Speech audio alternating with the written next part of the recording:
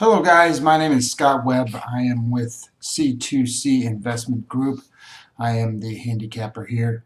And one of the things we wanted to talk about today in shooting this video is the college football national championship game. This game is Alabama -4 right now, and the over and the under is 45, might even be 45 and a half depending on where you're looking at it. What I've been able to see so far for the odds, it's kind of bounced back and forth. It's gone from Alabama at 3 to 3.5 up to 4. I'm even seeing a 5 out there right now. And the over and the under has gone all the way from an open of, I think it was 46, 47, all the way bet down to 40, 44.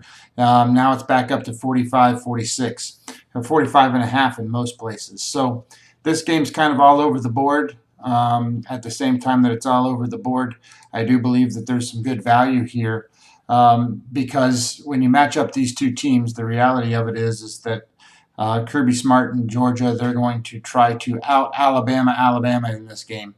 And the reality becomes is that they might have an opportunity to do that. So let's start breaking down the game a little bit.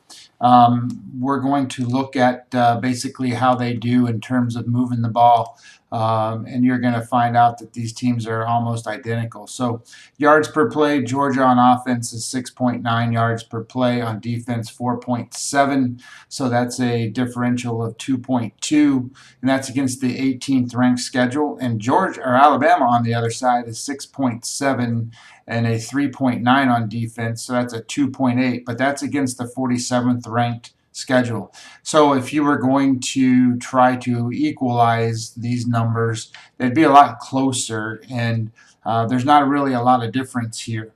On the other side, when you look at how things match up in terms of defense, you're going to look at it in terms that Georgia 5.8 yards per play allowed passing, 16 touchdowns, 11 interceptions. Alabama 5.3, 7 touchdowns allowed, 17 interceptions. Now again, you just got to remember that Georgia's numbers do reflect that they played Baker Mayfield last week, even though that he didn't have huge numbers. They held him to under 300 yards, which is a great number against Baker Mayfield. That their defense would be a little bit better when it comes to that number. But Alabama is a little better in the pass defense. In the impact defense, again, we're going to look at it, and they're almost the same. Georgia allows 34% on third down. Alabama allows 34% on third down. Takeaways are 19 to 22. Alabama slight advantage. Sacks 31 to 36. Again, slight advantage to Alabama. So as you go forward and you look at them, you can see that the defenses are very good. The one thing that's not in here, and so I made a special point to go get it, is the information regarding the rushing, because that's what both games are. These teams are, Alabama runs the ball, Georgia runs the ball. Georgia has their two major backs, and Alabama on the ground running the ball. They run the ball 63% of the time. Georgia runs the ball 67% of the time. Where the big difference is that Alabama only gives up 2.7 yards per carry, and Georgia gives up 3.8. So there is a possibility that Alabama can run the ball a little bit.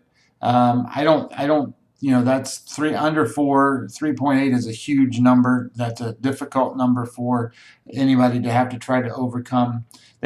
Georgia gives up 129 yards a game, and Alabama gives up 92. Really, it's 91.7. But Alabama's defense is just awesome against the run. So where do we find the value? Where do we find certain things in this game? There's one component here that I like, that the Georgia offense averages, their points per play is 0.548 points per play, and Alabama's is 0.521. That's not a big significant advantage, but it is the underdog that can score more. So that is valuable information to calculate. And then on the defensive side of the ball, in terms of yards per point, or I mean, sorry, yards per play, Alabama's got a significant edge on defense. It's 0.178, so they don't give up many points at all. And opponents' points per plays for Georgia is 0.245. Now, that's not very many, but at the same time, it is a significant difference between the two. So as we go look at this, let's kind of see if that Georgia or the defense can hold up against Georgia. Because looking at the game, yes, defense number one against the run for Alabama, but they have linebacker issues. Their linebacker that had experience got hurt the last game. He's not going to be in the game, and they're already minus two other linebackers, so they're down three linebackers going into this game, and that's a big deal because Clemson, who does a lot of read option stuff, they do a lot of outside zones, they do a lot of things where the quarterback fakes it, drops back, throws passes, read options, that kind of stuff. You're not going to see that from Georgia. Georgia's going to do traps. Georgia's going to pull linemen from one side to the other, and they're going to run behind those guys. So you're going to end up having to see if the Georgia offense can exploit any of those deficiencies that come from the linebacking issues that Georgia has, or I mean that Alabama has. So as we go into this a little farther, I think that they're going to have to try to fill the right gaps at the right times. And there were many occasions in these games with the linebackers for some of these teams that, and especially when you watch the Georgia play, I'm not sorry, Oklahoma play. Oklahoma's linebackers couldn't fill, and they got destroyed. Now I'm not saying that the Alabama defense is going to resemble Oklahoma, but I am saying that that's the methodology here that does create an exploitation advantage for Georgia. Now, the other issues kind of come in here too. You have to weigh in the experience in these games. And Georgia, this will be the first time they played in these kind of big games in say 10 years. And Alabama plays in them every single year. So you have an experience advantage in big games that leads to Alabama. Their quarterback is very good at not turning the ball over. And then in this case, both quarterbacks are guys that can scramble. They make plays out of the pocket. One is a freshman for Georgia. I'm not really enthused about backing a freshman in this game. However, I don't think that Hurts is going to do anything to Georgia. Georgia was able to contain the pocket against Baker Mayfield. So I don't think that Hurts is going to hurt them in the way that is possible that he has done in the past for some of these games. So for Georgia in this game, you're going to need to get some timely completions. You're going to need to have no turnovers. And the one thing that they have, too, that I think is going to be overlooked is they have a serious special teams advantage, and that's going to lead to a superior field position advantage. And in this game, field position means a ton because both teams are going to try to run the ball. Both teams are going to try to defend the run. They're going to try to get timely passing. The big plays, I think, are going to be far and few between. So I don't think Georgia's going to fear the quarterback scrambles. And another advantage here for Georgia is this game is in Georgia. This is almost like a home field advantage for them. However, I would tell you that looking at some of the advantages that Alabama has, it's going to be the experience. It's going to be the defense versus the run. Their quarterback's not a freshman. He doesn't give up big plays. Their offensive line is ranked number 6. Their defensive line is ranked number 7. They do have the ability to create some pressure and do some sacks. So when you look at it from analysis of who they played and sort of what some of that kind of stuff looks like, common opponents and different things. So both of the teams played Vanderbilt this year. Alabama beat Vanderbilt by 59 points, and Georgia beat Vanderbilt by 31. So there's a advantage edge to Alabama. But that was in September. That was before a lot of the injuries took place for Alabama, so they were at their strongest point at that moment. They both played Tennessee, and Alabama played Tennessee at home. They beat them by 38, and Georgia played them on the road and beat them by 41. So there's a little bit of an edge that shows Georgia as being a little bit more a strength, especially beating a team on the road by 41 points. Georgia, or I mean Alabama, could only beat them by 38. So here's another big one too. Mississippi State game. Alabama. This was one of the ones where they were maybe at one of their weaker points. They only won by 7, and Georgia got them prior to that. Earlier in the year, in September, Georgia beat them at home by 28. So these are starting to get to be comparisons where the underdog is beating the teams that both of them are playing by more points.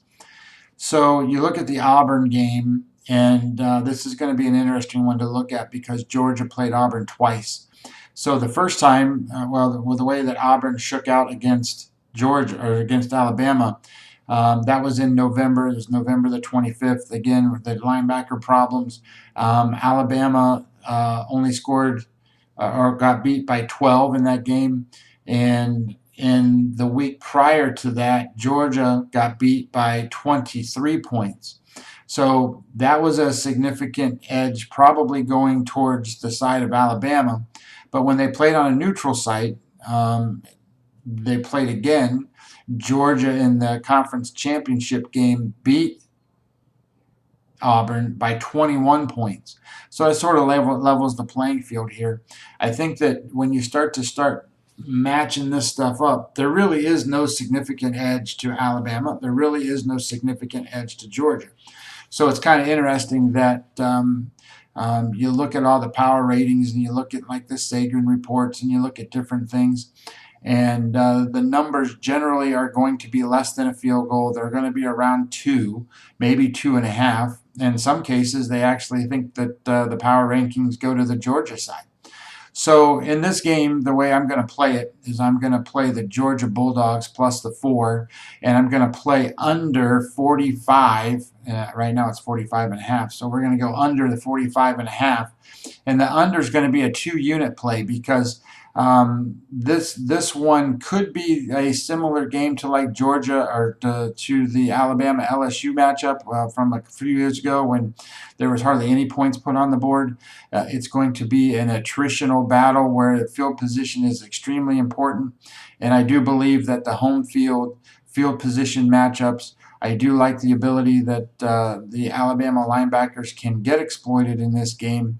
So but I don't think that there's going to be a lot of scoring. I don't think there's going to be kickoff return touchdowns. I think both teams are great on special teams with the edge going to Georgia. And with all of that being said, what keeps Alabama in the game to be a favorite is the head coach and the experience that they have. So my professional opinion is going to be the Georgia Bulldogs plus the 4, and we're going to take the under 45.5, and it may even get up to 46, but under 45.5 as a 2-unit play. All right, guys, let's knock this out. You can catch me on Twitter. My handle is at C2C Scott Webb, and don't forget to look us up on the internet. The locale is going to be c2cinvestmentgroup.com. All right, guys, let's win this one. Talk to you later.